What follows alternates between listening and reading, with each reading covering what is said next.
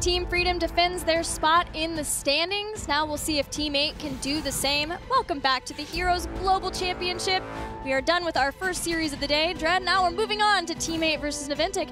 Naventic had what can only be described as a surprising showing versus Tempo Storm last week. Yeah, and the question here, we know they're in the Crucible, so it's more of what is Naventic, what can they fix, what can they prep in order to go into the Crucible, and that amazing performance you said that they had last week against Tempo Storm. Do we see that again today? Even if they manage to get this win, it's not going to mean much for them, but it could pull Team 8 down. Yeah, it comes down to Naventic making sure that they can just fix whatever issues they have had before. And most teams, when you talk to, really all the teams that I've talked to about Naventic say they can see that Naventic is improving. They are making improvements. They may one day be that super strong team of old that we knew for Team Naventic, but first they will have to defend their spot in the Crucible, just like No Tomorrow will have to do. Looking at the standings of North America, Team 8 is in third. They started out Part 2 in a rough position, losing 3-0 to both Tempo Storm and Gale Force Esports, and even losing to B-Step before starting to make the turnaround. Now they've gotten into a comfortable lead in the standings enough. B-Step also has difficult matches left. They have yet to play versus Tempo Storm. So Team 8 is very likely to stay in the position that they are right now, especially since Gale Force Esports beat B-Step in a 3-0 victory yesterday. Yeah, it's more about what do we learn from Naventic than it is about the results of the series for the most part. And it's going to be those changes, what happens there, and then more of, does the downfall of Team 8 continue here even through the series versus Naventic? Is it Naventic forcing the issues, or is it Team 8, causing them within themselves? Yeah, can Team 8 start to put on a good show? Continue the momentum of their win streak now that they have gotten a couple of series wins under their belts. Before we get into the draft for game number 1, let's hear from the teams themselves how they think this matchup will go. With 2.0, I love the sprays because there's one spray that has a question mark that if I see someone misplay, I just spam it. But other than that, I like Cassia. She's a super fun hero, and I think she counters a lot of the meta right now, so it's an interesting hero to have added. I think Team 8's strengths are their macro game and their shot caller. Just like B-Step, I think Team 8's only weakness is their mechanics, and if any team's able to outmaneuver them in team fights or just out-hit skill shots, they should be able to win. I think that Naventic is getting stronger. I think that they are definitely improving from last split. It might not be shown yet that they've improved too much, but we've scrimmed them a little bit, and it seems like they've definitely gotten better. I don't think Naventic will be too much of an issue for us, though. I think they're around the similar skill level to Team Freedom. I think as long as we play good, we should win. So Tomster, in that quote, was saying that what B-Step was able to abuse versus Team 8 was Team 8's mechanics, and he feels like Team Naventic will be able to do much of the same. Mechanically, Naventic in the past is known for super strong players. We haven't always been able to see that from them. Yeah, that is a really, I thought the entire time him talking about that was pretty interesting from Tomster, that it's more of like, it's just kind of a skill shot, whoever has the best mechanics. And I guess I find it surprising because I personally don't feel the same way, but I can see why because Naventic, their entire mentality a lot of the times does come down to just like we outplay or we don't outplay, right? It's a lot of the time very black and white from their perspective. Which explains the server conundrum for them, that if they are on a server where they don't feel as comfortable, they feel like maybe there's a little bit more ping because they aren't the home team this time around, then they can get it into their heads that they can't outplay because of that, and that has set them back. It does put Naventic, for whatever reason, momentum-wise, tilt-wise, in the Crucible for sure. It's whether or not they can make the right adjustments in time to stop any open division team from taking their spots. Honestly, I look at Naventic, I look at No Tomorrow as an open division team. It's hard to know who they're going to try to focus because the #1 team out of the open division playoffs has a choice of who they want to play against. Yeah, that is it is a weird one to talk about, how the Crucible unfolds. But either way here, between Team 8 and Naventic, we're going to have Naventic taking us to Battlefield of Eternity, a favorite of theirs and one that Team 8 is rather comfortable on as well. So no team for me here Pulls ahead if anybody would be teammate purely just on the fact that they are obviously so strong, standing third here in the standings. But this is the Naventic map. If there is one, it's going to be Battlefield. Yeah, and it's important for Naventic if they can get some sort of momentum going. They were able to beat Tempo Storm on Battlefield of Eternity, correct? Yes, Tempo's... Oh, man, I think that was the only one that Tempo actually got a win on off the top of my head. Because we were talking about the whole time, Tempo Storm, one of the worst maps. It's actually one of the only maps that Tempo Storm has a losing record on. They did. They won it. They won it. They beat it. Okay, so they took out Tempo still.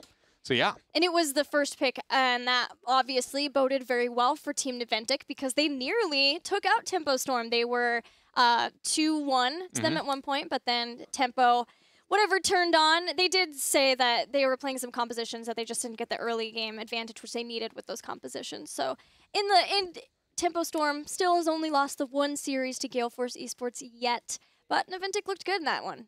Yeah, it's, you know, after today, now we have Mortals in both North America and Europe, at least with the one drop of one series. But teammate here, as long as they avoid anything crazy, and I feel like a lot of this is going to come down to Glarong, the heroes he prioritizes, and the Greymane, right? We know we have Tomster on one side of the battlefield, who is a Greymane legend, though we haven't really seen it much out of him, too much, at least for how big of a deal Greymane is in his hands. True. We have seen so little for how meta that hero is. And for what role typically, traditionally has been playing Greymane. You would think that that'd be a favorite of Tomster, and maybe the switch will happen now to give him that, but teammate also would love to get their hands on Greymane. That's what I was saying. Is like I think that Greymane is huge for not only this map and not only this series. Like I wouldn't be surprised if teammate just first picks it. Honestly, I would actually bank on it, just based on the fact that Glarong needs to have this flexibility of going to a major meta hero, or going to his niche, you know, Medivh, the Varians when they pick it up, things like that. The Zeratos on maps where it works out. They go with the Anubarak here,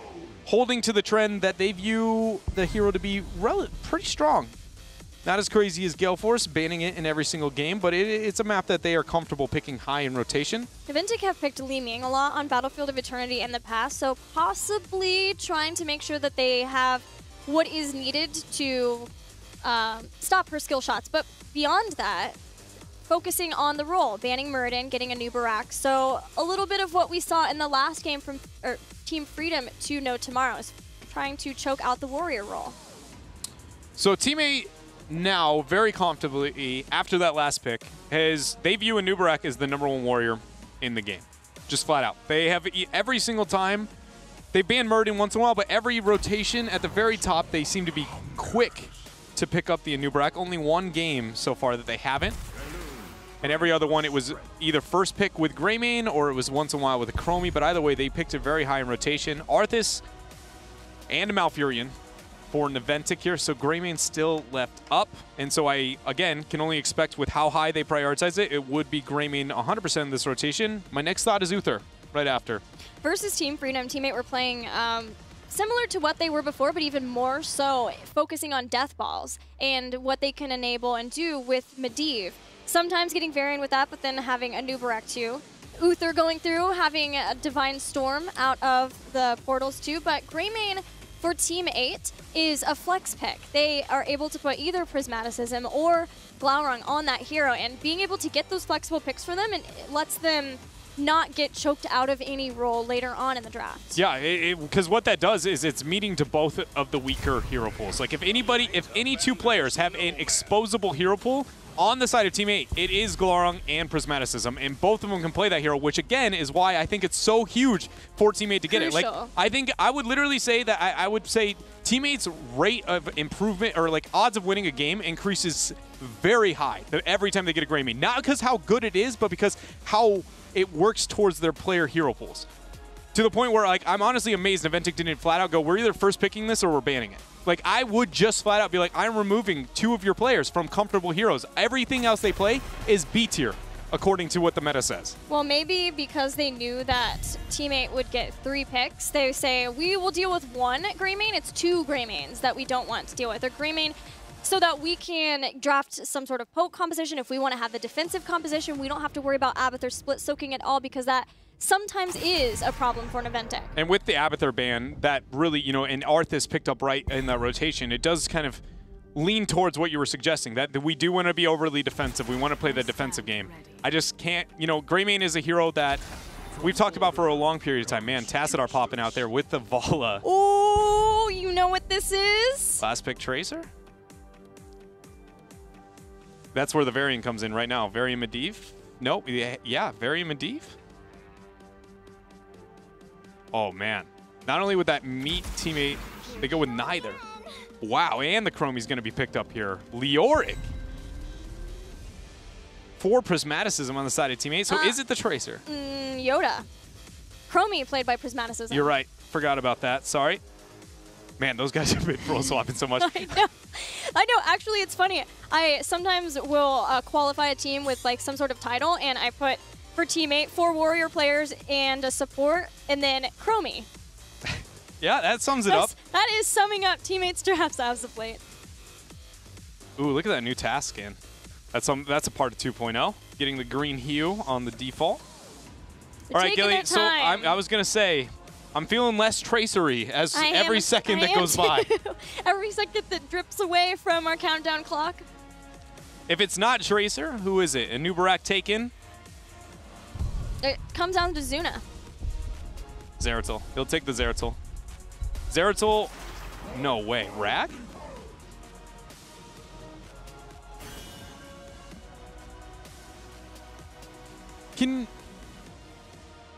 What do you need? Okay, so I know. I'm sorry my brain breaks a lot. It just takes some time to think. Apologize. We're looking at this. Let's look at combos. What kind of combos can take place? We've got Sulfurous Smash to follow up with Howling Blast, Malfurion Twilight Dream too, so they've got that. Ragnaros to defend if they're looking to get to late game or just make sure that they can defend better versus any Team 8 potential mortals so that they lose less and don't allow Team 8 to snowball. The one thing that seems weird to me is just looking at the history of Ragnaros, and he's been the slow, steady nerf that kind of came into the meta, and the fact that we have this composition drafted for Naventic, that last pick to go into a Ragnaros, I'm not even disapproving. I like Ragnaros still on 2-lane maps. I don't know how I feel on BOE specifically, but at least Braxis. And just as the last pick, when you have the Tassadar, so many different ways you can move that type of composition. Like, legitimately, almost every hero in the game could be a viable approach. And to go with the Ragnaros, a slowly falling out and almost never picked up type hero whatsoever, and the fact that they are busting it out on an off-brand map, I'll call it, for Ragnaros, it just feels weird. I can't see a compositional error on the side of Team 8 that they can make up for by picking a Ragnaros. So now, it's just one of those things that it's picked. It's not like, oh, that was a mistake. It's just more of, it should lean towards an answer somewhere where you get a really big, oh, that makes sense. You know, when I have these kind of, like, when it has a moment in the draft where it doesn't add up, but it's very different, it usually is a strong reason. And I can't come up with it off the top of my head. We'll probably experience it at some point in the game, but at first glance, that Ragnaros is really weird for Naventic. Ragnaros has still been picked quite a bit in Korea of all regions.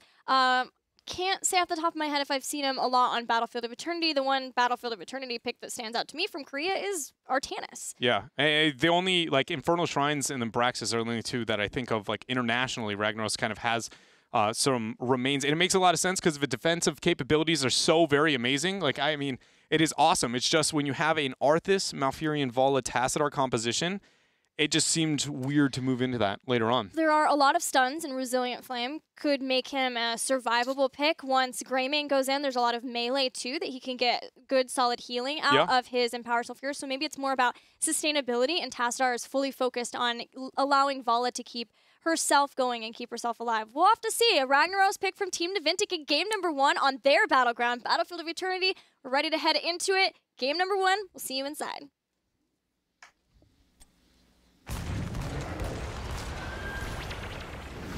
Here we are in game number 1 on Battlefield of Eternity. B-Kid is going to be playing the Arthas. Zuna is going to be onto the Vala. Tassadar is going to be played by Big Impact. Tomster is going to be the Ragnaros player here, and I forgot Kenma on the Malfurion. Swapping roles again. Yep. Meanwhile, Team 8, Bud, support player, playing Uther, Justing on his Anubarak. Once again, Yoda will be playing Leoric. He's been playing a lot more melees recently. Glaurung comfortable again on his Greymane. And finally, Prismaticism playing Chromie. Well, that's an interesting route to go. Doesn't really get you anywhere too crazy other than a flank on possibly Tomster up in this 1v1 if he pressures out, but It's just a rotation we don't see too often on BOE. I really wish we did see more use out of those side channels. They are really awesome. It's one of the few maps you can go core to core without actually being seen. And if if Tomster feels like he can get those stacks while nobody else is showing bot, but his team should be communicating that nobody else from the top 2 are in the bottom lane. They can't see him, and that should require him to play safer. He does. So have to resolve himself to get whatever stacks he can as the towers take down the minions. For now, the laning phase of Team 8 is working out well. And the fact that Naventic is not being too aggressive here into their 4-man, they haven't been able to open up, even with what is debatably one of the more difficult laning matchups to deal with that Mouth Vala Tassadar. I guess that is kind of prismaticism with the Chromie keeping it at bay. Gale Force Esports, the first North American team to show us what that can do. And now that we see, man, Zuno overextending a bit, good shields. So he's going to survive. Justin getting trapped into the corner. No way. The knock up after the Justice. They get the pick and Justin's alive. Oh, the Frisbee. Can he get it? Oh, good dodge. No, but they may just lose B-Kid here. Prismaticism's on the chase. Throws out Dragon's Breath. Hits Kenma too. Everyone else from Naventic retreats. I cannot believe that Justin got out and helped the team get the kill. Perfect turnaround there. Thanks to, again, Uther with that Hammer of Justice to buy a bit of time. We, in fact, have our Immortal race spawning. Teammates going to be slow to make their way over there as the members of Naventic just have resurrected and look to join the fight. Zuna out once again, kind of on his own. So we need to talk about that because Zuna hasn't been shot calling from the ranged player in a while. He has been shot calling because he said it helps him shot call better to be on the melee, which is the whole reason for the swap of having Tomster play heroes like Vala and Tychus overplaying the melees like Ragnaros. Yeah, and now putting him back towards that range, how does that affect the plays? You know, gets hit by a Hammer of Justice. Greymane goes in. Justin not have the follow-up in proper amount of time. Ragnaros going into the Molten Core. What can they make happen here? It's going to be a crucial moment here for Naventic. Glaurung caught out, and he's going to be going down. That was what Naventic needed with that time. And really, teammates not doing anything to change the outcome of this situation. Yeah, it is an all-out brawl. Zuna has set sights on Prismaticism, taking him down. Buds is the next to be in trouble with a Howling Blast to catch. Yoda rotates in to try to help. But 3 kills for Team Naventic on Battlefield of Eternity. They can turn around and look for a force of the halftime point for the Immortals. Kenma at level 4 did increased damage by on Roots over Elun's Grace. We have never seen that in North America. That is Broccoli build. Or excuse me, that's Broccoli. At 7, it's bonus damage, but it's Broccoli at 4 over Elun's Grace. Vengeful Roots is the name of the talent. Once the roots go down, it spawns the Treant. So I've heard actual competitive arguments for Broccoli. The only one that I saw, and I was like, you know what? I feel like I can kind of get it, was into heavy skill shots. And you're like, oh, that makes sense. There's a Chromie on this side, but Chromie doesn't really care about the Broccoli. Her skill shots go through Broccoli. Greymane gets an easier flask when you set a Broccoli in front of everybody. The bonus damage is more likely to proc. I just can't see any major argument for it other than helping on the race of BOE. So, I don't know. If they end up winning the series, we'll have to ask about it. But for now, the only argument I can see is it helps with the race, the bonus damage of the Broccoli. Naventic has claimed the first Immortal. Looking at the rest of the talents, Kala's Celerity giving movement speed, even though that talent was nerfed. It is the favorite in the Eastern regions. Korea picking that one a lot. And Scion Fusion once again for Tassadar seems to be the norm now. That Howling Blast was massive from B-Kid, but he followed Justin through in a bad spot was B-Kid. Teammate gets a kill. Prismaticism is doing work this game. He's doing a very good job right now of applying pressure to anybody and everybody. Even the skill shots he's missing, most of the time are accurate predictions of where a reasonable person would go, just a solid juke out of Naventic. And so that extra force that Teammate is going to have on their side, I feel like is going to wreak more and more havoc over Naventic because I feel like he's getting too much damage off. And Chromie obviously doesn't have too much kill potential early on, but if Prismatic keeps playing the way and hitting all the skill shots he's hitting, you know, at the 17-minute mark, I feel like this is going to be a very quick game over to Teammate. Yeah, you got to respect the power of Prismaticism's Chromie because he does play this hero a lot. He's going to land those skill shots, but there is not only Malfurion, but Tassadar to try to shield through those skill shots. This Tassadar build is the one we most commonly see in Korea. We've now got Psionic Projection, which increases the range of the Plasma Shield and Psionic Storm. Probably then, if it follows the same, we'll see Dimensional Warp at level 13. 16, maybe the double Psionic Storm. Zuna, Camera of Justice. Dead. Chromie kills are so satisfying. Dude, this is just Prismat's, gone. Prismat's a sniper. I don't know if Zuna got his Volt interrupted by the Anubarak knockup. I didn't see. At first, I was about to give him a lot of credit for being patient with it, because the fact he had the Task Shield, it makes sense not to panic, don't vault. But after the Uther Sun hit, to vault out of any other risk of damage. So I feel like there had to be an interrupt there, and if that was the case, that was a very big win over to Team 8 and allowed that kill setup. That's a great setup for Team 8, but we know that this team does play together very well as a 5-man unit. Team 8 now Naventic trying to invade and stop Team 8 from getting the Immortal. Both of the camps, Shaman camps are pressuring out. Leoric is going to help his. It looks like Kenma has moved on down to be able to join his, but Glorong is going to be able to rid of that Shaman camp. So the members of Naventic ideally wanted to be extremely offensive there. Prismat was just sitting so far back, hanging out next to a time trap in case there were any flanks. Just making sure he could slowly siege down with his Dragon's Breath that is up more often since the Prismat build is Mobius Loop and Slowing Sand. Now that the halftime show is kicked off, there is going to be no Molten Core to be able to defend up. I guess it is in actual range of Naventic being able to use it and defend through mid. On the left-hand side, Glorong moves up with their 10s. First bullet was a choice for him.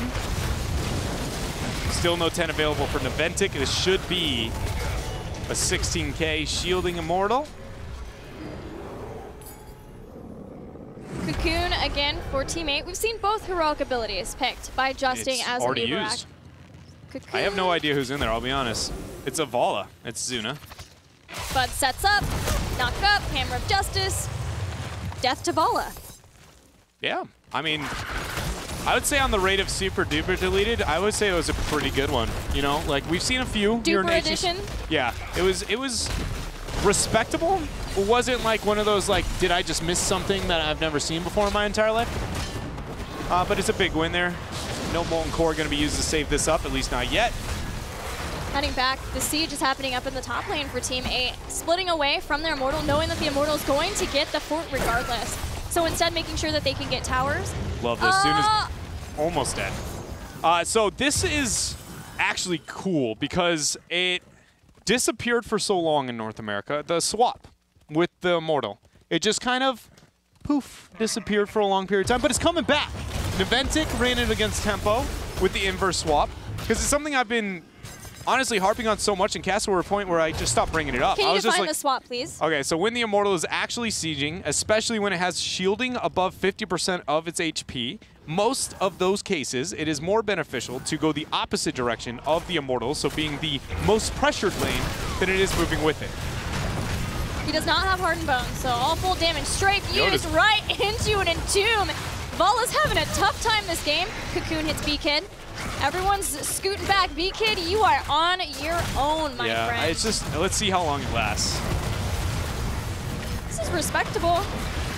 The Howling Blast. I was almost 4 seconds to get that kill, so really, you know, I know B-Kid's the dead one here, but I feel like he fought the harder fight after that pick. So, but no, on the Immortal swapping, pushing with it or pushing against it, there's obviously a lot of weird situations where I can't break down every single one. Yeah, it's not as in general, though, it is a really good choice to make whenever it's above that 50% shielding.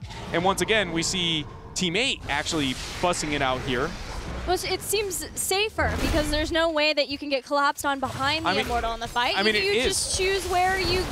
Not only do you get to dictate the rotations of your opponent, you legitimately get not only free objectives on top of that, you then have the opportunity to kind of pull this bait and switch when your rotations afterwards and manipulate the map so very well.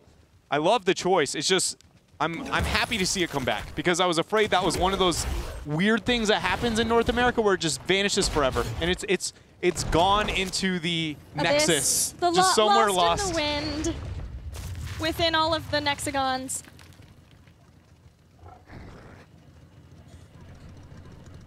Zuna and Big Impact. Mortal Ways Phase out. 5. There's going to be Oracle. Twilight Dream from Kinma. It's a lot of Team 8. He has no ice block, though. Man, that damage burst going on to B-Kid as well. He ends up falling. Kenma is going to go down. And now does Zuna survive the Divine Shield on to Glorong.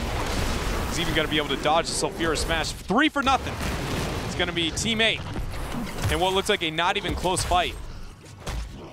And it could not have happened at more perfect time for Team 8. They have everything at their advantage. Immortal Phase starting.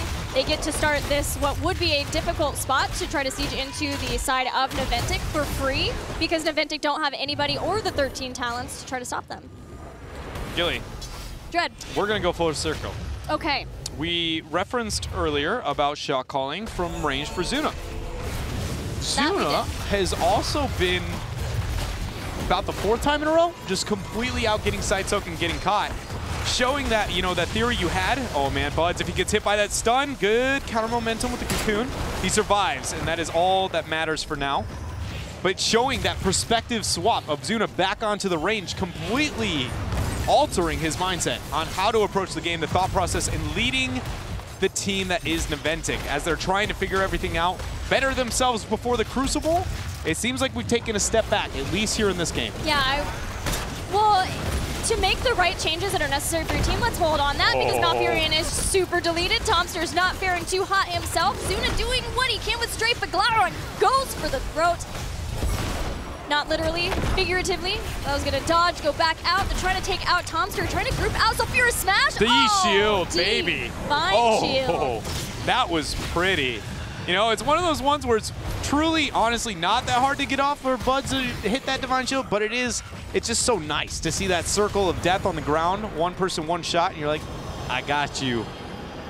So, to your comment that it seems like Naventic has regressed by switching roles again for Zuna, to that I would say, if they truly feel that this is the right move for them to make, it's better to do it now. It's better to do it now when you have plenty of time, you have a few series to play yet, and anytime you make this kind of change, to go forward, sometimes you have to take a step back. It will look like you maybe have plateaued or even regressed in order to truly move forward and be able to improve. I feel like we need a motivational Gilly poster after that one. For every, you know, you can only move forward, you got to step back first. Look at this, Team 8 giving the old swap rune once more. Love it. Now they go core. You fake core. See, this is where I don't want it to stop. Keep going and just start bashing the core. You have a 3-level lead in a 16 talent tier. If they come fight you, kill them all. If they don't, kill their core. And if they kill you and kill one person, you're like, yo, we can't take this fight anymore. Guess who's not defending that second keep on bottom? Everyone. That is what I wanted to see. Team 8 took it a step farther, but I want to see, you know, I want to see the finishing move. You know, he's standing there dazed. You got the cool audio. You just got to hit the right Finish him. Combination. Not yet. Not yet. But soon. 14-3 in these kills. Team 8, honestly, is just bodying this game. They've gotten pick after pick after pick. They haven't been outplaying. They haven't been, it's just been smart rotations and decent decision-making across the board, and they've been able to get this lead. And now Naventic so far behind, 16's nowhere to be found. Top keep already dead, and 3 levels different. Shot calling in macro game. It's a thing. Tomster commended it. Commended the shot calling of Glowron for Team 8. This is a rough start to part 2 for Team 8. So nice to see that they've made the right adjustments to them, especially with the rule swap, having Yoda play more of the secondary warrior so that Prismaticism can play Chromie, and Greymane can be played by Glowron or Medivh. Is that how that works out? Oh man, I've got to go back in my drafts and check that out. I'll come back with a conspiracy theory soon enough here. You always do. Whittling down the bottom keep is Team 8. Naventic still desperate for their 16s. Yeah, this is why Prismaticism gets that Mobius loop. Well, Prismaticism's out of mana.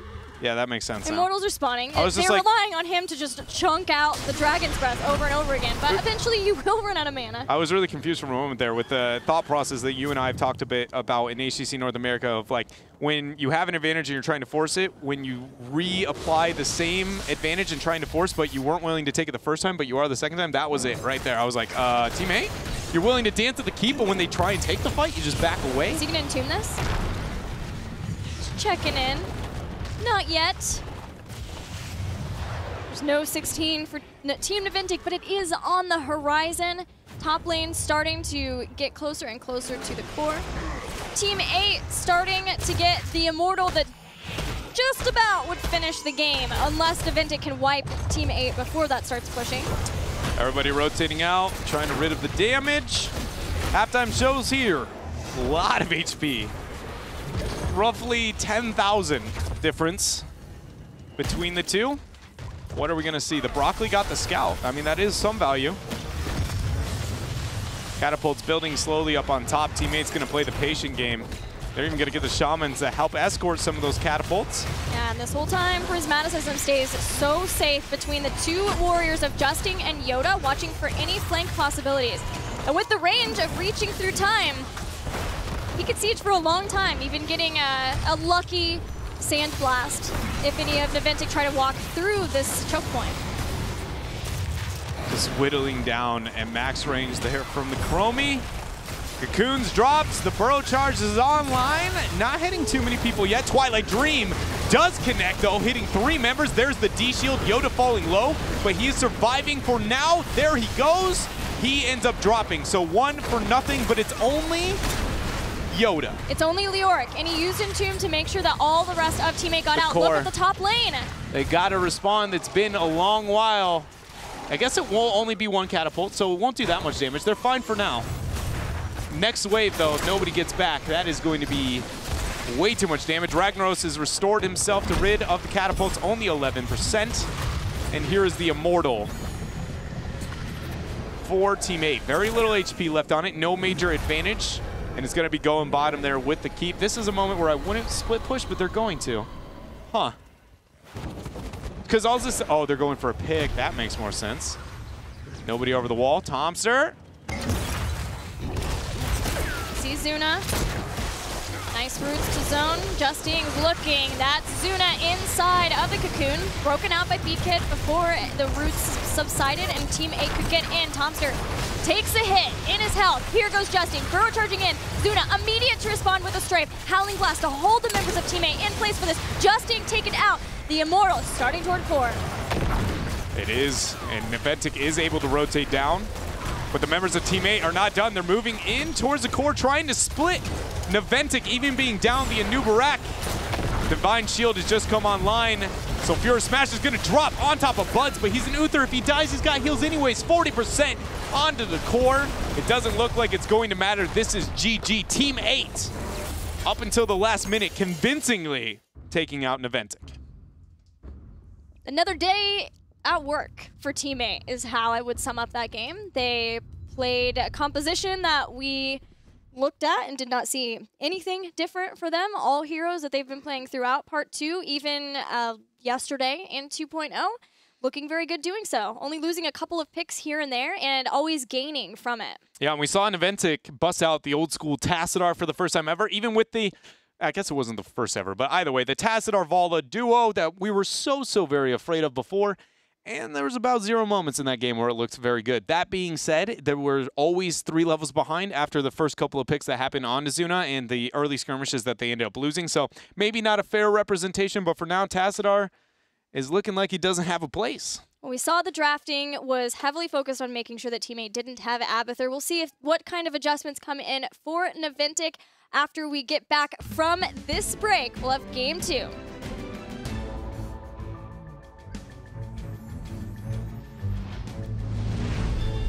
Oh, hi, new friend. I am Brightwing. Do you know about fairy dragons? Well, we like happy things, like nature and making new friends. Ooh, and snack time. When playing with friends, the fun never ends.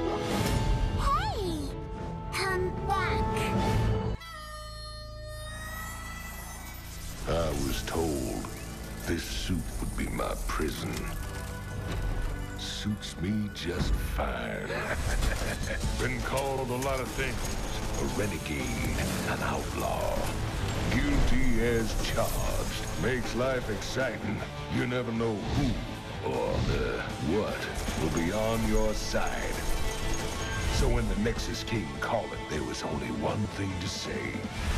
Hell, it's about time.